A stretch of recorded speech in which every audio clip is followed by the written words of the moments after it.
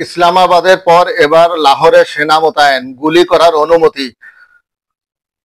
পাকিস্তানের প্রাক্তন প্রধানমন্ত্রী ইমরান খানের দল পিটিআই এর ব্যাপক বিক্ষোভের মধ্যে ইসলামাবাদের পর এবার সেনা মোতায়েন করা হয়েছে লাহোরে। পিটিআই সমর্থকেরা লাহোরের মিনারি পাকিস্তানে বিক্ষোভের পরিকল্পনা করার পর এই সেনা মোতায়েন করা হলো। পাঞ্জাব সরকার সেনা মোতায়েনের আদেশ জারি করে জানিয়েছে, আইন শৃঙ্খলা বজায় রাখতে কিছু ব্যবস্থা গ্রহণের অনুমতি দেওয়া হয়েছে। স্থানীয় সংবাদ মাধ্যম বলছে, মুদ্রাস্ফীতি হ্রাস, বিচার বিভাগের স্বাধীনতা এবং ইমরানের মুক্তির দাবিতে পিটিআই তাদের পরিকল্পিত বিক্ষোভকে ডু অর ডাই বলে অভিহিত করেছে। এমন প্রেক্ষাপটে 144 ধারার অধীনে বাংলাদেশের উপর নিষেধাজ্ঞার সঙ্গে লাহোরের সমস্ত প্রবেশপথ এবং প্রস্থান পয়েন্টগুলোতে ভারী ব্যারিকেডও দেওয়া হয়েছে।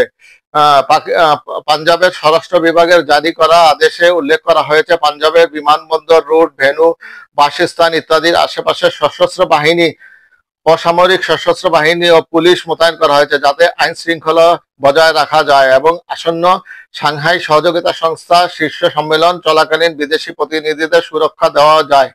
আদেশে সশস্ত্র বাহিনীকে আগ্নেয়াস্ত্র ব্যবহার সহ পরিস্থিতি অনুযায়ী প্রয়োজনীয় ব্যবস্থা গ্রহণের অনুমতি দেওয়া হয়েছে। প্রজ্ঞাপনে বলা হয়েছে, পুলিশ কমান্ডারদের সঙ্গে পরামর্শ করে সশস্ত্র বাহিনী মোতায়েনের সঠিক রূপরেখা নির্ধারণ করবেন স্থলভাগে থাকা সামরিক কমান্ডার। বলা হয়েছে, নানা বিষয়ে মাথায় রেখে সতর্কতামূলক গুলি চালানো যেতে পারে, পরিস্থিতি এবং হুমকির আনুপাতিক হারে ন্যূনতম শক্তি প্রয়োগ করা হবে। উল্লেখ্য যে পাকিস্তান স্বাধীন হওয়ার পর থেকেই বেশিরভাগ সময় পাকিস্তানের সামরিক শাসন বিরাজ করেছে এবং সে দেশের সামরিক শাসন সবসময় স্বৈরাচারী আচরণ করে আসছে। 1971 সালে আমরা দেখেছি তারা বাংলাদেশের বিরুদ্ধে কি রকম গণহত্যা চালিয়েছে, ঠিক তেমনি তারা যুগের পর যুগ জনগণের উপর হত্যা চালাচ্ছে।